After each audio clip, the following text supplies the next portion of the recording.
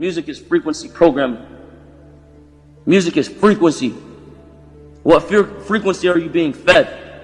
If I play with those frequencies, right, I can target certain parts of the mind, target the frequency to go to certain parts of the mind, and I can literally, if I want you to astral project, or if I want you to go to sleep, or if I want you to go into a meditative state, I can make my music do that.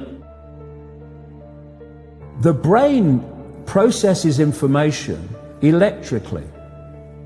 It communicates with the cellular structure electrically, and it operates within a certain band of frequency. If you can broadcast frequencies carrying information, this technology has long been known, carrying information and perceptions within the frequency that the brain decodes information, the brain will decode those frequencies and will have those perceptions. You can externally influence people's perceptions externally by broadcasting these frequencies that we interact with, because we are antenna. The sad reality is that where we now play our music is in A440.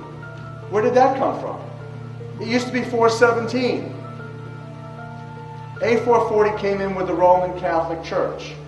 They suppressed the frequencies. They lost somehow the 152 of the best Gregorian chants, including the hymn to St. John the Baptist, which we've now recovered. That particular hymn was what triggered Dr. Palaio's investigation, looking for those frequencies of vibration by which the music was played. It was known as the most uplifting hymn of all the ages, the most spiritually uplifting hymn. Hymn to St. John the Baptist. It was played to 6 tones. These are those 6 tones. These are those 6 frequencies. And so the A440 is what now is the standard tuning. If you go A439, you're closer to one of the Creator's tones. If you go A441, you're closer to one of the Creator's original tones. That's how precisely it has been manipulated. To do what? To shut down the 95% of your brain, particularly the right brain that operates the heart-mind to the divine human community. Some decades ago, there was a guy who worked out the frequencies of different emotional states. This is long ago. I mean, it's very, very sophisticated now. So every thought, every emotional response is a frequency. It generates a frequency, and it is of itself a frequency. Hate is a frequency, and it's different to love.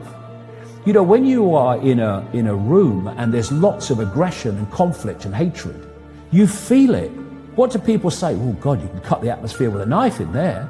That is because the frequencies of hate and conflict have been so generated, they have changed the electromagnetic field of the room. When you go driving your car and your channel on the radio is tuned to a station and you're grooving to the music, you love that music. As you get farther and farther away from the broadcasting tower, that music gets static. You start to lose the signal from the clear channel, broadcast, and it gets staticky. When it gets staticky, you get a little annoyed. But you want to listen to it. You really have a heart for that music, so you continue to listen to it for another 10, 15 miles, and suddenly it becomes so annoying that you just get disgusted, you go, ah, and you shut it off. And if you continue to listen to it, you get sick. That's what we're talking about here. Except you don't even know that you've been listening to the static your whole life. You don't even know what the true resonant frequency is because it has been kept. Now, of course, to really be effective, we need to use the proper words and phrases, scientifically selected. But that gives you the basic idea. We embed messages just below the threshold of perception, so they can go directly into the subconscious. They can play across a community these frequencies without anyone knowing, and it starts to have an effect, and it starts to build rage, it starts to build anger, and people might not realize why they're feeling it, but they start to feel it. And then what they do is they trigger that with an event maybe some guy is attacked by the police or something, or somebody's arrested for something they didn't commit, and now there's the trigger.